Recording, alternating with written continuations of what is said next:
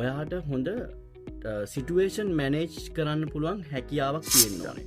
ගයිඩින් වලට එනවනම් අනිවාර්යෙන්ම ඔයාලා භාෂාව හොඳට ප්‍රගුණ කරන්න මේ තන්න මේ ෆයිස්ටා හොටෙල් වල මේ වගේ ඉඳලා කාලබීලා නිදාගෙන සුපිරි ෆන් ගන්න පුළුවන් කියලා. ෆන්නන් ගන්න බැහැ. ඔයා හිතනවාද ගයිඩින් කරන්න පැය 12ක ජොබ් එකක් කියලා? නෑ, මේ ගයිඩ් ජොබ් එක පැය 24ක් කරන්න ඕනේ. හයි ගයිස්, ඉතින් කොහොමද?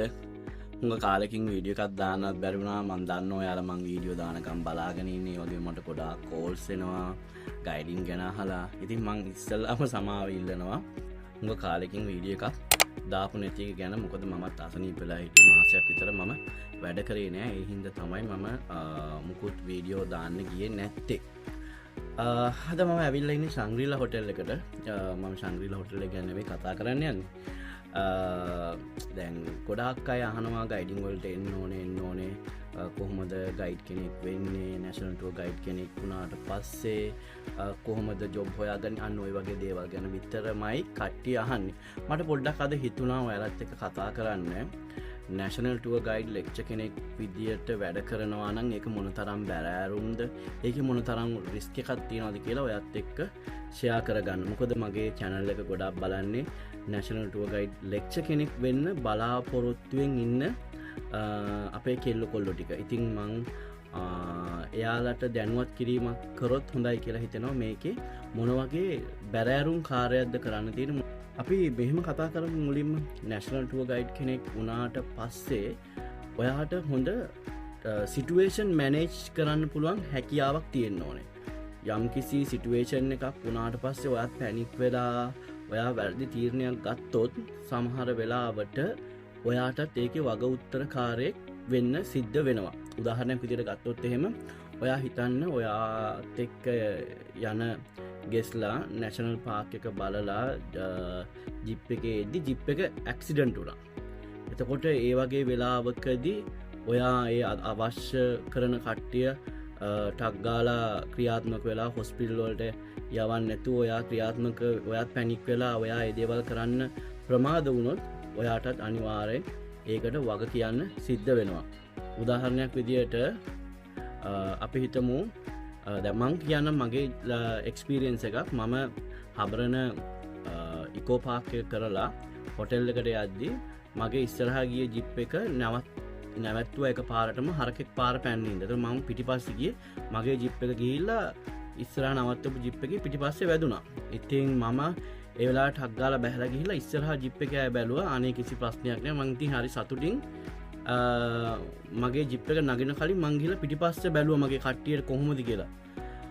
නහයෙන් ලේ ගලනවා එක්කෙනෙක්ගේ දියැල්ලකින් වගේ, එක්කෙනෙක්ගේ නල්ල පැල්ල, එක්කෙනෙක්ගේ ඇහි බැම්ම පැරිලා ලේ ගලන ලේ එකයි ජිප් එක ඇතුලේ.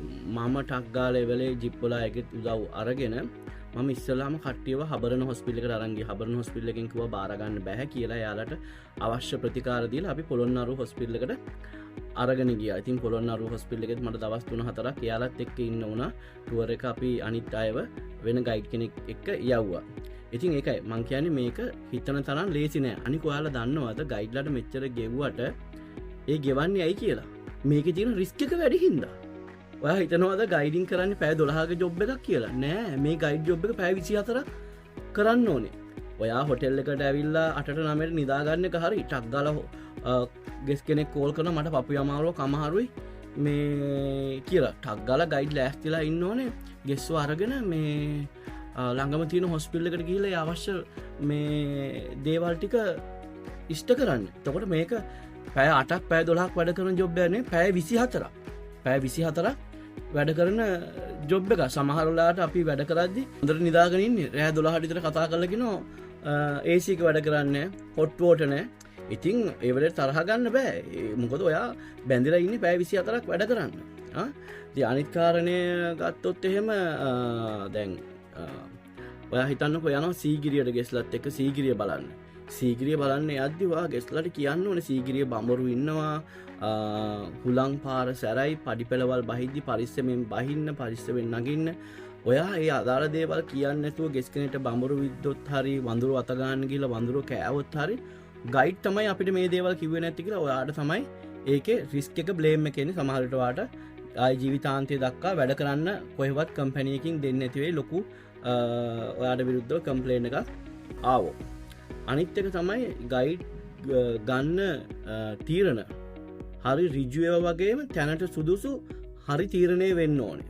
මොකද ඔයා ගත්ත ඩිසිෂන් එකක්කින්ද සමහර වෙලාවට ටුවර් එකේ අදාළ තියෙන ස්ථාන ඔක්කෝ නරමන්න බැරිවෙන්න පුළුවන්. ඒවගේ වාට ටයිම් මනේජ්මන්ට් කිරීම හැකියාව තියෙන සමහරක් ටුවර්ස් තියෙන අපිට කොළමිදන් යන්නේ පොළොන්නරුව කරලා සීගිරිය කරන්නත් ඕනේ. එතකොට වාගේ ටයිම් මනේජ්මන්ට් කියන එක හරි මේ ඉහල මට්ටමකින් තියෙනවා. ටයිම් මනේජ් කරන්න බැරුව අයිටනිය කරගන්න බැරිවුණොත් සමහරට වගේ පඩියනුත් කපයි. සමහර වෙලාවට ඒ ටුව ඒජන් අය කවදාවත් ටුවස් දෙන්න ඇතිවේ ඔයා වැඩ කරන කම්පනිට. ඉන්ද ගයිඩ් කෙනෙට තියෙන මාර බැරෑරුම් කාරයක්. ටයිම් මනේජ්මන්ට් කියන එක පට්ටම ඉම්පෝර්ටන්.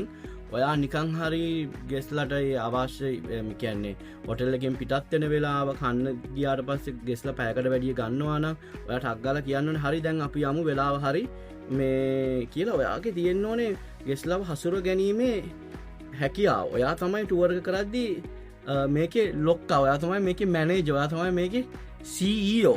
තොකොට ඔයා කියන විදිර තමයි මේ ගොල්ල ඔක්කෝම ඉන්න ඔයාව තමයි ෆලෝ කරන්නේ. ඉද ගයිඩ් කෙනට තියෙන හොඳ පෞර්ෂය. ඒවගේම ගෙස්ලා ඔක්කොමල්ලම ඔයාට කොන්ට්‍රෝල් කරගන්න පුළුවන්ගෙන. අද ගොඩක් ගයිඩ්ලට මේ දැන් හිතන්න ගොඩක් තැන්වලට ඇදදි මෙතන බම්බුරු විද්‍යනවා මෙතන වඳුරු අත ගන්න එපා පඩි පෙරවල් ලිස්සනවා බලාගෙන යන්න. ඒවගේ ගොඩක් සේෆ්ටි ඉන්ට්‍රක්ෂන් දෙන්න බැරිවෙලා තියෙන්නේ භාෂාව තියෙන අඩුපාඩු නිසා. ගයිඩිං වලට එනවනම් අනිවාරෙන්ම ඔයාලා භාෂාව හොඳට ප්‍රගුණ කරන්න ඕනේ. තන්න ඔයා ටුවර එකක් ගෙනනවා ගෙස්ලා සයින්ස් වලින් වාට කියලා මට පපු අමාරුව ඉක්මට හොස්පිල් ගෙනියන්න කියලා. ඔයාට එක තේරෙන්නේ නිකං ඔයාට තේරෙන්නේ මේ මට ටිකක් ඇඟරි දෙනවා කියල ඔයා නිකන් ගණන් ගන්නතු සිද්ධාලපටියක් ගාල හිල්ල ගෙසා මැරුණොත් එහෙම. ඉතින් ඔයාට බුදු සරණයි පොලිස්වල පොලිසිය ගිහිල්ලා කට උත්තර දීලා ලොකූ දේවල් තියනවා. ටුවස් කරදි ගෙස්ල මැරිල්ල තියෙනවා. ගෙස්ල මැරිල තින මම ගිහිල්ලා තියෙනවා ගයිඩ් කෙනෙක් පාරක් ගයිඩ් කෙනෙක් තයිවාන් ගෙස්ල කට්ටියක් ඒ ගයිඩ් එක්ක ගිහිල්ලා යාල මේ නැශන පාකෙක් බලන්න ගෙස්ට පපු අමාරුවක් ඇදට අක්ගල ගයිඩ් අරංගිල හොස්පිල්ල එකට ගෙස් නැති වුණා. එතකොට ගයිට යන්න විදියක් නෑ මම ගියා ඒ ගෙස්ගේ ගෙස් නැතිවිච්ච ගරුප් එක ම තමයි අරංගිය. ඉතිං ලුගෙස් කට්ටි ඔක්කෝම මාර දුකින් කතා කරන්න. එතකොට මම ඒ වෙලා යාලව සතුරු කරලා විහිළු කරලා ඒ සිටුවේෂණ ලස්සනට හැඩල් කර. තකොට මේ ගයිඩ්ගින් කියන රස්සාාව හොඳ සැලරිකක් හම්මුණට වාලා හිතන්න පයි සැලරිකක් හම්බිච්ච පලියට මේක මාර එන්ජෝයි කරන්න පුළුවන් ජොබ් එකක්. ලස්සන හොටෙල් වලට ගිහිල්ලා දැම්මි මේ ෆයිස්ටා හොටෙල් වල මේ වගේ ඉඳලා කාලබීල නිදාගෙන සුපිරි ෆන් ගන්න පුළුවන් කියලා. ෆන්නන් ගන්න බැහැ මාර බැරෑරුම් කාරයක් මේක පෑ 24ම වැඩ කරන්න ඕන ජොබ් එකක්. ඒහින්දා නංගි මල්ලි අයියක්කේ ඔයාලා ගයිඩිං වලට එන්න හිතාගෙන ඉන්නවානම් අනිවාරෙන්ම මේ දේවල් දැනගන්න ඕනේ. මං අනිවාරෙන් තව කියන දෙයක් තමයි ගයිඩිං වලට එනවනම් ඔය අනිවාරෙන් ෆස් ඩේට් ගැන හොඳට ඉගෙන ගන්න. ෆස් ඩේට් කෝස් තින රත්තු කුරුසේ මමත් කරනවා. මම අවුද්ධෙන් අවුදර මගේ ෆස් ඩේට් ලයිසන් එක අලුත් කරනවා. මොකද ගෙස්කනෙට්ට මොනොහරි වුණොත් මම ෆස් ඩේට් දැනගෙන ඉන්න ඕනේ ඒ ගෙස්ව බේරගන්න. ඒ අවශ්‍ය ප්‍රථමාධාර ජීවිතයක් බේරගන්න අවශ්‍ය ප්‍රථමාධාර දෙන්න මම දැනගෙන ඉන්න ඕන. ජීවිතයක් බේරගන්න පුළුවන් කෙනෙක් තමයි ගයිඩ් කෙනෙක් කියන්න. ඇත්තට හරිම දුකයි මන්නං හිතන්නේ අනිවාරෙන් ගයිඩ්ගේ ලයිසන් එක රිනියව කරද්දි ෆස් ඩේට් ලයිසන් එක රිනියව කරන්න කියන එක මස්ට් කියන තැන තමයි මම ඉන්න. මොකොද ගයිඩ් කෙනෙක් දැනගෙන ඉන්න ඕනේ මොනොහරි ගෙස් කෙනෙට්ට අනතුරක් වුණොත් එයාට අවශ්‍ය ප්‍රථමාධාර ටික කරගන්න. එක කරගන්න බැරුව ගෙස් ජීවිතක්ෂයට පත්වුණොත් ඒක හරි අපරාදේ. ඉතින් මල්ලි අක්කේ අයි ඔයාලා ගයිඩිං වලට එන්න ඉන්නවානම් ෆස් ඩේට් ඉගෙන ගන්න. කවුරු මේ රජයේ සම්බන්ධ දේවල් කෝස්සේ කරද්දි රජයෙන් ඒ දේවල් ඉගෙනු නැති වුණත් ඔයාලා ඉගෙන ගන්න. අවුරුද්දෙන් අවුරුද්දට ෆස් ඩේට් ලයිසන් එක රිනූ කරන්න. ඒ වගේම මං කිව්වනේ අංක එක තමයි සිටුවේෂන් හැඩල් කිරීම හැකියාව. අංක දෙක ටයිම් මැනේජ්මන්ට් කිරීම. ඒ වගේම ගයිඩ් කෙනෙක්ට තියෙන්න ඕනේ හරි හොඳ පෞර්ෂයක්. ඒ පෞරුෂය තිබ්බොත් තමයි ඔයාට පුළුවන් වෙන්නේ ගෲප් එකේ ඉන්න ගෙස්ලා ඔක්කොමල්ලම ඔයාට අවනත කරගෙන හැමදේම හරි පිළිවෙලට කරගන්න. පෞරුෂය තියා මොනව තිබ්බත් වැඩක් නෑ ඔයාට ලැන්ග්වේජ් එක හොඳින් හැසිරවීමේ හැකියාවක් නැත්තම්. ගොඩාක් ගයිඩ්ලා නැෂනල් ටුවර් ගයිඩ්ලා ෆේල් වෙලා තියෙන එකම හේතුව තමයි යාලට භාෂාවේ හැකියාව නිපුණත්වය හොඳින් නැති නිසා. ඉතින් එහෙම වුණාම ගෙස්ලා ඉස්සලා ඇම්බරෙන්න වෙනවා. පෞරුෂය බල්ලට දාලා මේ චොර වෙන්න වෙනවා. ඉතින් එහෙම වෙන්නේ නැති වෙන්න ඔයාලා හොඳට ලැන්ග්වේජ් එකක් මොකක් හරි ලැන්ග්වේජ් එකක් හොඳට ප්‍රගුණ කරන්න. ඒක හොඳට ඉගෙනගෙන ඔයාලට පුළුවන් නැෂනල් ටුවර් ගයිඩ් කෙනෙක් වෙන්න. ඉතින් හැමෝටම දැනගන්න තමයි මේක කිව්වේ. සමහරක් වෙලාවට ඔයාලට උසාවිවල පවා යන්න වෙනවා. මොනහරි ලොකු ඉන්සිඩන්ටයක් වුණොත් ඒවට කට උත්තර දෙන්න. ඉතින් ගයිඩින් වලට එනවා නම් මේ දේවලුත් දැනගෙනම එන්න කියලා තමයි මම ඔයාලට කියන්නේ. ඉතින් හැමෝටම සුබ දවසක් වේවා. අපි තවත් අලුත් වීඩියෝකින් හම්බෙමු. ජය වේවා. ඒ වගේම කමෙන්ට් සෙක්ෂන් එකේ දාන්න ඔයාලට තවත් වැදගත් වෙන්නේ මොනවද මොන වගේ දේවල් ගැනද ඔයාලට දැනගන්න ඕනි කියලා. ඒ වගේම පොඩි රික්වෙස්ට් එකක් තියෙනවා මගේ Facebook එක තියෙනවා travel gun පැතුම්. ඒ වගේම travel gun පැතුම් කියලා TikTok එක තියෙනවා. ඒ ඔක්කොම follow කරන්න කියලා ආදරෙන් ඔයාලගෙන් ඉල්ලා සිටිනවා. අපි අලුත් වීඩියෝකින් ආයෙ හම්බෙමු. ජය වේවා. 早安，一切都好吗？你们开心吗？如果你们开心，我也开心；如果你们不开心，那我也不开心。